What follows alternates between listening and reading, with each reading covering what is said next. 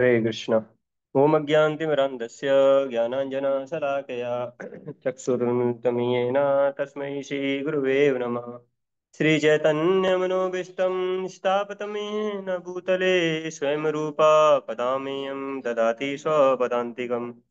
वन्देऽहं श्रीगुरु श्रीयुतापत्कमलं श्रीगुरून् वैष्णवं च श्रीरूपं साग्रजातं सहगणा रघुनाथान्वितं तं सजीवं साद्वैतं सावधूतं परिजनासहितं कृष्णचैतन्यदेवं श्रीराधा कृष्णपादान् सहगणा ललिता श्रीविशाखान्वितांश्च नमो विष्णुपदाय कृष्णपृष्ठाय भूतले श्रीमते भक्तिवेदान्त स्वामिनीति नामिने नमस्ते सारस्वती देवे गौरवाणी प्रचारिणे निर्विशेषा शून्यवादी पाश्चात्यदेशतारिणे नमो महावदन्याय कृष्णप्रेमप्रदायते कृष्णाय कृष्णचैतन्य नामनि गौरतुषे नमः।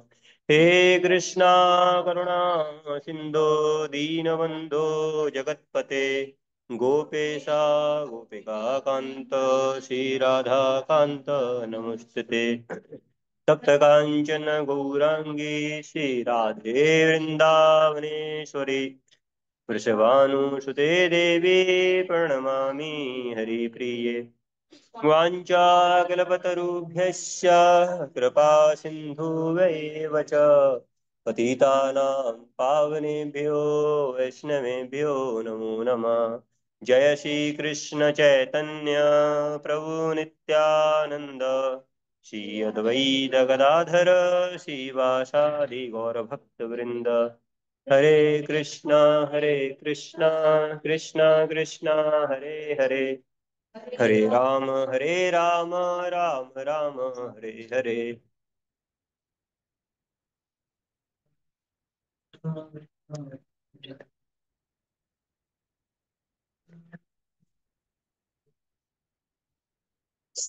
हरे कृष्ण। आज की भगवद गीता क्लास में सभी भक्तों का हार्दिक स्वागत है। एकादशी महामहोत्सव इस्कॉन गोरखपुर में उसको और धूमधाम से मनाया जा रहा है। डीटी डिपार्टमेंट आज पूरा फुल एक्टिव मोड में काफी राधा माधव को अच्छे से सजाए हैं। तो अभी भगवद गीता क्लास में हमने कल जो है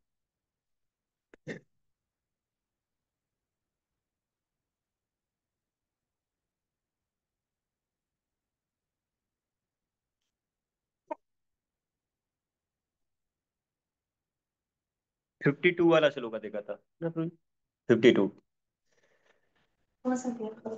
52 52 आज 52 होगा हाँ। चैप्टर नंबर 2 श्लोक का नंबर 52। तो कल 51 पे चर्चा किया था कि देखा था कैसे 50 51 52 और 53। तो इन चारों श्लोकों में ये बताया जा रहा है कि जो भक्त भगवान की भक्ति में लग जाते हैं तो उसका क्या बेनिफिट है, भक्ति योगा में एक्ट करने का क्या बेनिफिट है। जिसमें 50 वाले श्लोका में बताया कि कैसे अगर हम भक्ति योगा में लगते हैं तो उसके क्या बेनिफिट्स हैं कि जितना भी हमने पाप किया होगा उसका कोई भी रिएक्शन हमारे पास में नहीं आने वाला है। भयंकर से भयंकर पाप अगर कर रखा होगा वो भी कट जाएगा। अच्छ- कैसे कट जाएगा। जिसमें हमने देखा था कि हरे कृष्ण महामंत्र के चैंटिंग का बड़ा ग्लोरी सुना था उस वाली क्लास में। आज एकादशी भी है तो उस दिन जो पोटेंसी था है ना, तो आज वो 1000 टाइम्स हो गया है। एकादशी वाले दिन ऐसा हो जाता है कि एक एक माला उस दिन अगर किया होगा तो आज जो है आज जो है अगर हम एक माला करते हैं तो 1000 माला के बराबर हो जाएगी। तो फिर जो है पाप दूर दूर तक वैसे भग जाएंगे। तो मतलब जो सिंफुल एक्टिविटीज हमने कर रखी होंगी इस जन्म में और पता नहीं कितने सारे जन्म में हमने जो कर रखा होगा पाप, उसका कोई भी रिएक्शन नहीं लगेगा जब हम भक्ति योगा में एक्ट करते हैं। फिर हमने देखा 51 वाले श्लोका में कि कैसे अगर हम भक्ति योगा में लगते हैं तो बार बार में ये जन्म मृत्यु का जो ये साइकिल है, बार बार में इसमें जो भटकना पड़ रहा है इससे हम बाहर चले जाएंगे, इस साइकिल से क्या हो जाएंगे, बाहर निकल जाएंगे। बार बार हमें नहीं आना पड़ेगा यहाँ पे भौतिक संसार में। दुखालयम आशाश्वतम टैग लगा हुआ है इस भौतिक संसार पे, दुखालयम आशाश्वतम। तो इसलिए दुख आते ही रहते हैं, है ना। चाहते नहीं है लेकिन फिर भी आते रहते हैं। तो जिसमें हमने डिस्कस किया था, प्रभुपाद जी तात्पर्य में लिखे थे फोर रियल प्रॉब्लम्स के बारे में, कि मनुष्य जो माइंड के लेवल पे इतनी सारी जो परेशानियां होती हैं, और भी बहुत सारी समस्याएं जो इंसान के पास में आती हैं, ठीक है, पर लेकिन शास्त्रों में तो उनको ज्यादा बताया नहीं गया है ना। वो तो हमने खुद ने क्रिएट कर दिया, पर लेकिन चार ऐसी समस्याएं हैं जिनको तो कोई चाहता भी नहीं है ना। कोई नहीं चाहता, कोई अवॉइड भी नहीं कर सकता है उनको, और सबके लिए कॉमन है ये चार समस्याएं। कोई कहे कि ये मेरे को नहीं होगा, ऐसा नहीं है भाई, सबके लिए है ये। कोई कहेगा नहीं नहीं नहीं, मेरे पास में नहीं आएगा, नहीं, अवॉइड नहीं कर सकते हो आप। ऐसे करके जो है वो चार समस्या क्या है, जन्म मृत्यु जरा व्याधि, बर्थ ओल्ड एज डिजीज और डेथ, ये चार रियल प्रॉब्लम्स हैं। तो वो जो इंटेलिजेंट व्यक्ति होता है वो इसके बारे में सोचता है कि कैसे मैं इससे छुटकारा पा लूं। तो वो कैसे छुटकारा पा सकता है, उसमें हमने देखा था कि कैसे अगर वो भगवान की हम सेवा अगर हम करेंगे, अगर भगवान के दास बन के रहेंगे, तो फिर हमको यहाँ पे जन्म नहीं लेना पड़ेगा। माम उपेतत्तु कौन्तेय पुनर्जन्म न विद्यते। तो अगर भगवान को एक बार पा लिया, तो उसके बाद में दोबारा यहाँ पे जन्म लेना नहीं पड़ेगा। तो ये हमने उस वाले में देखा था। आज वाला जो श्लोक है, एक मिनट उसमें, आज वाला ये श्लोक है 52, उसको दोहराते हैं, हिंदी में है, ठीक है। यदा ते मोह खलिलम बुद्धिर्व्यतितरिष्यति, तदा गन्तासि निर्वेदम् श्रोतव्यस्य श्रुतस्य च। यदा ते मोह खलिलम बुद्धिर्व्यतितरिष्यति, तदा गन्तासि निर्वेदम् श्रोतवस्य श्रुतस्य च। यदा ते मोहखलिलं बुद्धिर्व्यतितरिष्यति, तदा गन्तासि निर्वेदम् श्रोतव्यस्य श्रुतस्य च। अनुवाद और तात्पर्य भाई ऐसी भक्ति वेदांता स्वामी शिला प्रभुपाद जी के द्वारा, शिला प्रभुपाद जी की जय। हिंदी में पढ़ेंगे हम इसको।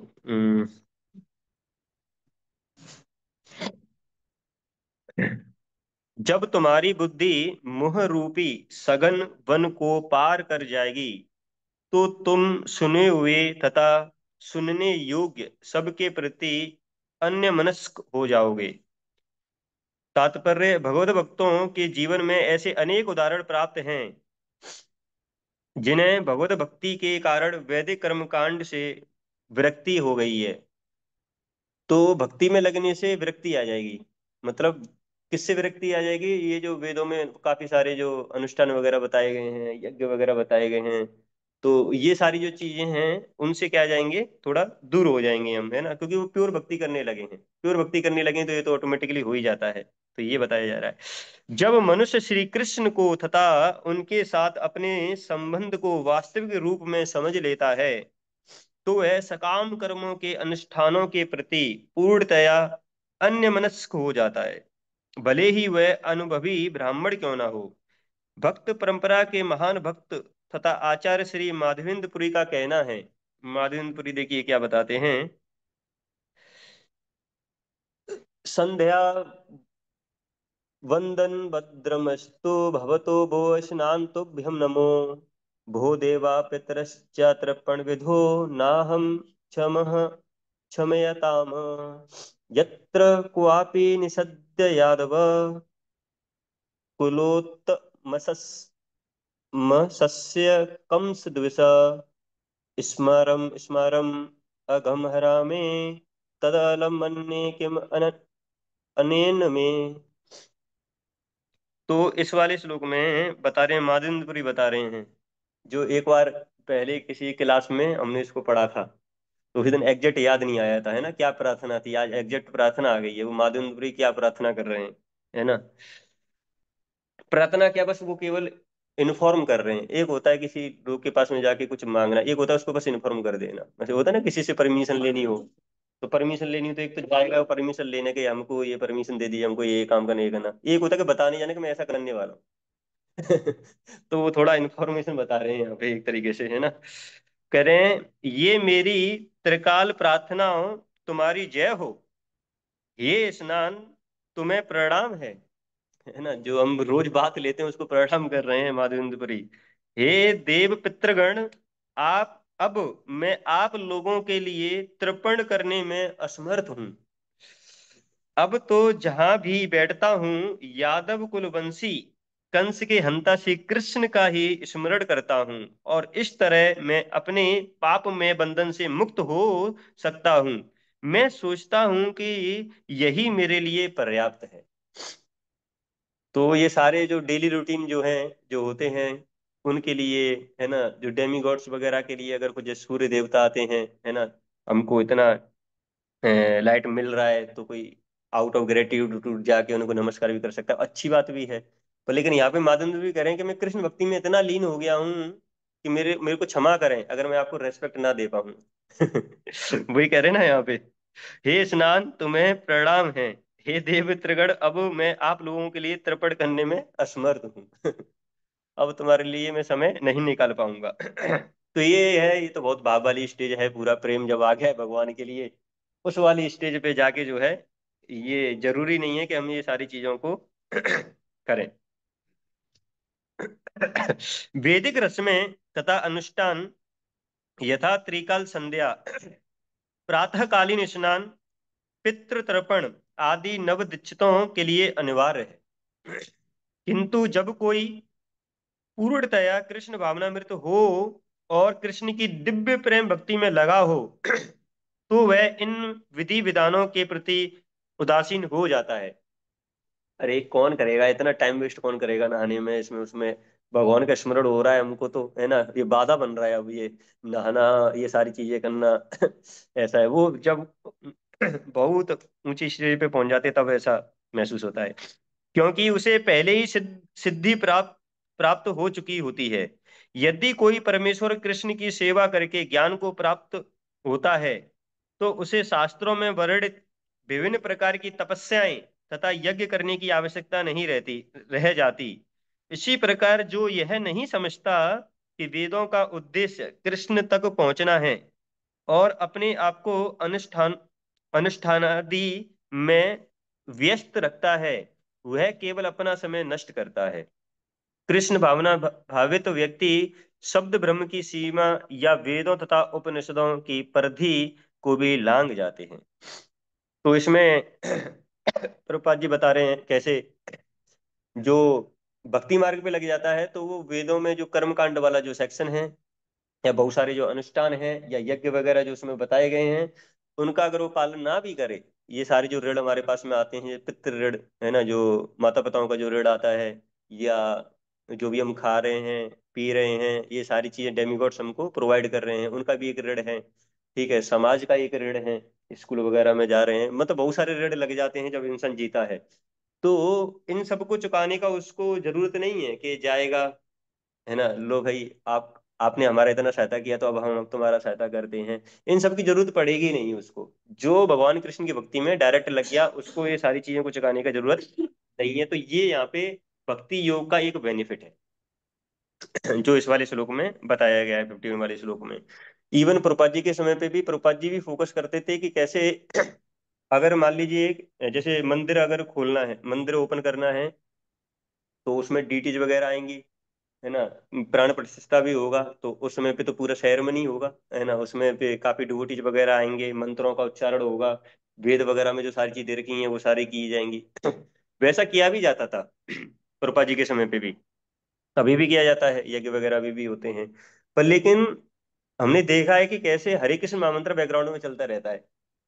इवन कभी कभी तो आवाज को इतना तेज कर देते हैं कि जो मंत्र उच्चारण जो किए जाते हैं यज्ञ वाले, वो सुनाई नहीं पड़ते कि क्या बोला जा रहा है वहां पे।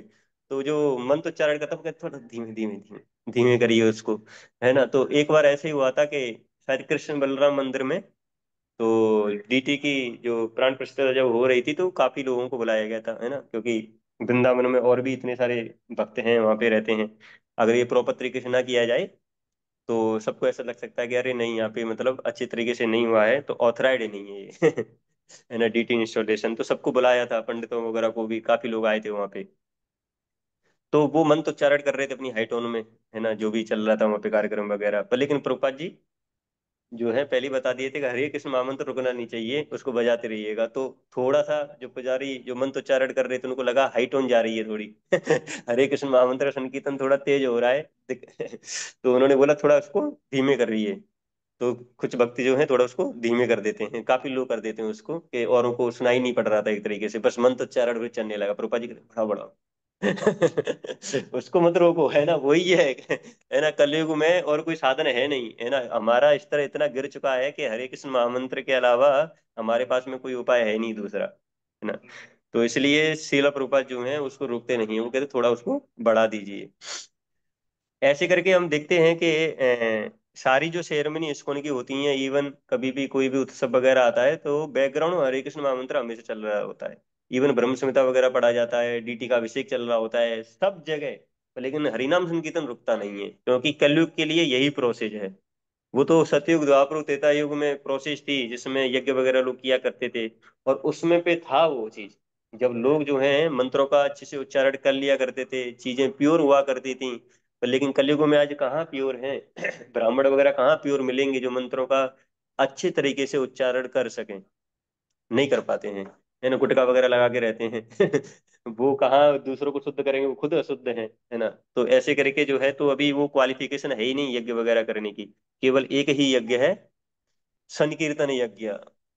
ये है चैतन्य महाप्रभु ने दिया है, उसी को हमको करना चाहिए। एक बार ऐसा हुआ था, आजकल लोग करते हैं ना, वेदों वगैरह में बहुत सारा चीज दे रखा है, तो उसको फॉलो करते हैं कि भाई ऐसा ऐसा करेंगे तो हमारे पास में धन वगैरह आएगा, है ना। तो वो उसी के लिए ज्यादा करते हैं लोग, रिचुअल्स वगैरह जो फॉलो करते हैं।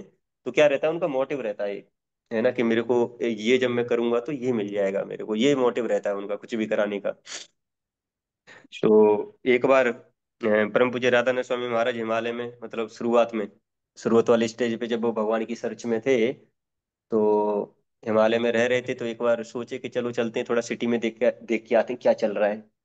तो वहां पे देखा उन्होंने कि एक परिवार था, यज्ञ करा रहे थे, वो पंडित जी भी बैठे हुए थे। तो पंडित जी जो है कुछ मंत्रों का उच्चारण कर रहे होंगे, कुछ आरती वगैरह भी चल रहा था।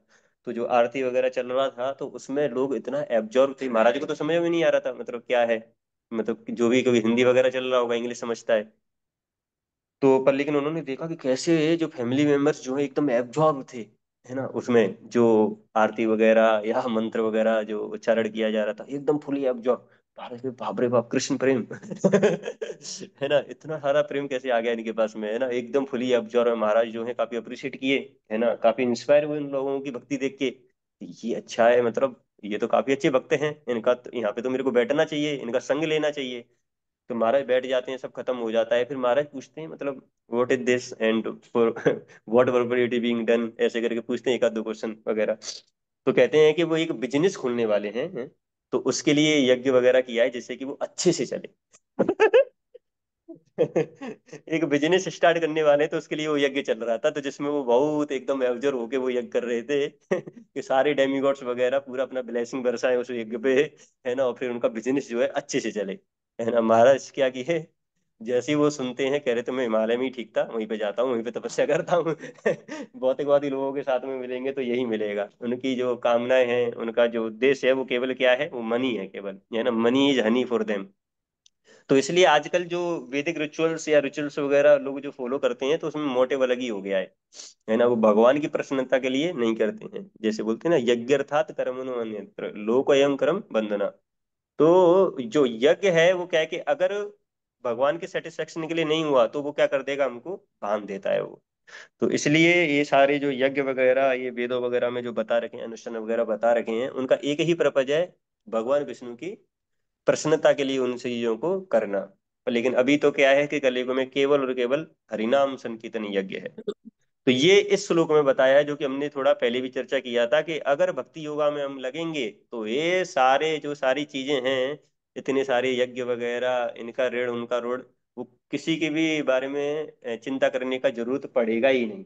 केवल भक्ति को अच्छे से करना है तो इन सब चीजों को करने का जरूरत नहीं पड़ेगा।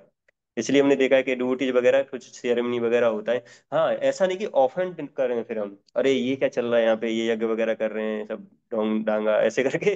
वो सब हमको नहीं करना है, मतलब खुद ज्यादा नहीं उसमें लगना है कि हम खुद लगे हैं उसमें जाके। कोई कर रहा है तो आउट ऑफ रेस्पेक्ट अच्छा ही चीज है, मतलब नेगेटिव तो नहीं है, कम से कम पॉजिटिव है कुछ, है ना। हाँ, पर लेकिन उससे अच्छा चीज अगर हमको मिल गया है तो फिर हमको उसमें नहीं लगना चाहिए। श्लोक का नंबर 53 भी आज हम लेंगे, क्योंकि आज इस सेक्शन को हम खत्म करना चाहेंगे। क्योंकि 53 श्लोक के बाद में वो अर्जुन बोलना स्टार्ट करते हैं 54 से। तो वो आदिश्याम प्रभु जी कल से इसको स्टार्ट करेंगे मोस्टली। अभी तो पता नहीं, गुरु जी आए नहीं है। तो 53 श्लोका में देखते हैं क्या है, मतलब और क्या बेनिफिट है अगर हम भक्ति योगा में लगते हैं। श्रुति विप्रतिपन्ना ते यदा यदा स्थास्यति निश्चला समादाव अचला बुद्धिस्तदा योगम अवापस्यसि। 53 श्लोक में बता रहे हैं यहाँ पे कि जब तुम्हारा मन वेदों की अलंकारमयी भाषा से विचलित ना हो और वह आत्म साक्षात्कार की समाधि में स्थिर हो जाए, तब तुम्हें दिव्य चेतना प्राप्त हो जाएगी। कोई समाधि में है, इस कथन का अर्थ यह होता है कि वह पूर्णतया कृष्ण भावना भावित है, अर्थात उसने पूर्ण समाधि में ब्रह्म परमात्मा तथा भगवान को प्राप्त कर लिया है। आत्म साक्षात्कार की सर्वोच्च सिद्धि यह जान लेना है कि मनुष्य कृष्ण का शाश्वत दास है और उसका एकमात्र कर्तव्य कृष्ण भावनामृत में अपने सारे कर्म करना है। कृष्ण भावना भावित व्यक्ति या भगवान के एक निष्ठ भक्त को ना तो वेदों की अलंकारमयी वाणी से विचलित होना चाहिए और ना ही स्वर्ग जाने के उद्देश्य से सकाम कर्मों में प्रवृत्त होना चाहिए। कृष्ण भावनामृत में मनुष्य कृष्ण के सानिध्य में रहता है और कृष्ण कृष्ण से प्राप्त सारे आदेश उस दिव्य अवस्था में समझे जा सकते हैं। ऐसे कार्यों के परिणाम स्वरूप निश्चयात्मक ज्ञान की प्राप्ति निश्चित है।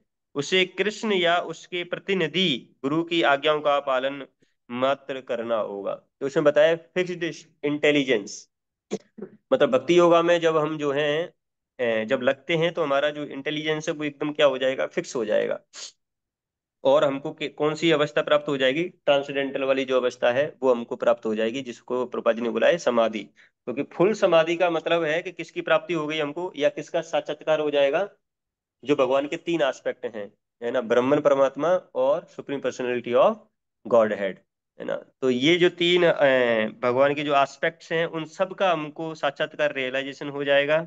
और जब ये रियलाइजेशन हो जाएगा, जब हम भगवान की सेवा में फुली लग जाएंगे और जो वेदों में जो फ्लोवरी लैंग्वेज जो दे रखी है उससे डिस्टर्ब नहीं होंगे, है ना। जैसे डिस्टर्ब होने का मतलब है कि वेदों में कुछ ऐसी चीजें हैं ना कि ये करेंगे तो स्वर्ग वगैरह मिल जाएगा। लोग कहाँ जाना चाहते हैं, स्वर्ग वगैरह जाना चाहते हैं। स्वर्ग में क्यों जाना चाहते हैं, क्योंकि स्वर्ग में क्या है कि भोग भोगने के लिए उनको मिल जाता है। क्योंकि यहाँ पे ऐसा हो सकता है कि 10 रसगुल्ले अगर हमने खा लिए तो पेट खराब हो जाएगा। स्वर्ग वगैरह में कम से कम वो नहीं होता है ना, मतलब थोड़ा वहाँ पे है ये सारी चीजें। हाँ, जन्म और मृत्यु तो वहाँ पे भी है, उससे तो कोई भी नहीं बच पाया, पर लेकिन फिर भी स्वर्ग को थोड़ा कंपेयर किया जाए तो इस भौतिक संसार से काफी अच्छा है वो। इसलिए हमने देखा है कि जब बच्चा जन्म लेता है, फिर थोड़ा बड़ा होता है, एजुकेशन वगैरह लेता है, फिर और बड़ा होता है, शादी वगैरह करेगा, फिर बूढ़ा हो जाएगा, फिर मर जाएगा, फिर उसकी तस्वीर पे गार्लैंड आ जाता है और फिर नीचे लग जाता है स्वर्गीय। सबके सामने, कहाँ गया है पता नहीं। नरक में गया होगा पर लेकिन लिख यहाँ देते हैं स्वर्गीय है। स्वर्गीय लिख देते हैं उसको, बताइए, है ना। और मान लीजिए किसी ने अगर भक्ति किया हो, किसी ने भक्ति किया हो उस वाले परिवार में और वैकुंठ धाम गया हो, पर लेकिन फिर भी स्वर्गीय है। कोई वैकुंठ धाम गया हो उसको भी स्वर्गीय बना दिया उसने, है ना। तो उनको पता नहीं है बस क्या है, कुछ भी किया हो, बुरे पाप किए हो, ये किए हो, वो किए हो, बस स्वर्गीय वो लिख देते हो वहां पे। तो इस वाले श्लोक में भी यही बताया है कि जो भक्ति योगा में लग जाता है तो वो क्या है, उसका इंटेलिजेंस जो है एकदम फिक्स रहता है ना। वो क्या है कि फ्लोवरी लैंग्वेज जो है वेदों की उससे डिस्टर्ब होगा ही नहीं। कुछ भी उसमें दे रखा है उससे कभी वो डिस्टर्ब नहीं होगा, भगवान की भक्ति में हमेशा लगा रहेगा। और प्रभुपाद जी लास्ट में क्या लिखते हैं, लास्ट वाली लाइन में प्रभुपाद जी लिखते हैं कैसे हमको भगवान ने जो बताया है उसको हमको पालन करना है। तो ऐसे कार्यों के परिणाम स्वरूप निश्चयात्मक ज्ञान की प्राप्ति निश्चित है। उसे कृष्ण या उनके प्रतिनिधि गुरु की आज्ञाओं का पालन मात्र करना। तो ये इस वाले सेक्शन में बताया गया है। आज एकादशी भी है, इसलिए हम इस आज के वाले लेक्चर को बहुत लंबा भी नहीं लेंगे, क्योंकि यहाँ पे ये जो सेक्शन है यहाँ पे खत्म हो रहा है ये वाला सेक्शन। इसके बाद में एक नया सेक्शन स्टार्ट हो रहा है जिसमें अर्जुन जो है अब क्वेश्चन वगैरह पूछेंगे, क्योंकि भगवान ने अब ये तो बता दिया कि भक्ति करने से ये होगा। तो अब ये भगवान है, वो ये जो अर्जुन है वो पूछते हैं भगवान से कि जिसने इन सारी क्वालिटीज को, जिसने इन सारी सारी क्वालिटीज को अपना लिया, अपने जीवन में उतार लिया, तो वो कैसा दिखेगा, मतलब कैसे बोलता है, कैसे चलता है, कैसे बैठता है, कैसे खाता है, ये सारी चीजें पूछते हैं अर्जुन। तो वो अब इसके बाद में वो सेक्शन चालू होता है। आज के सेक्शन में यही है, प्रभुपाद जी बताते हैं कि कैसे इतना अगर हमको समझ में आ गया है कि ये बेनिफिट्स हमको अगर मिलने वाले हैं, तो एक भक्त को भगवान जो बता रहे हैं या भगवान के जो प्रतिनिधि गुरु जो बता रहे हैं उसको लाइफ एंड सोल मान लेना चाहिए। और जब हम गुरु के आदेश को लाइफ एंड सोल मान लेंगे, तो फिर हमारा वो जो मनुष्य जीवन जो हमको मिला है उसमें जो हमारा गोल है उसको हम पा पाएंगे। अगर गुरु ने जो बताया अगर उसके थोड़ा भी अगर हम अलग जाते हैं, तो फिर हम असली डेस्टिनेशन पे नहीं पहुंच पाएंगे। हरे कृष्णा। एकादशी महामहोत्सव की जय। सभी भक्त जो हैं चैंटिंग कर सकते हैं आज के दिन ज्यादा से ज्यादा। शिला प्रभुपाद जी की जय।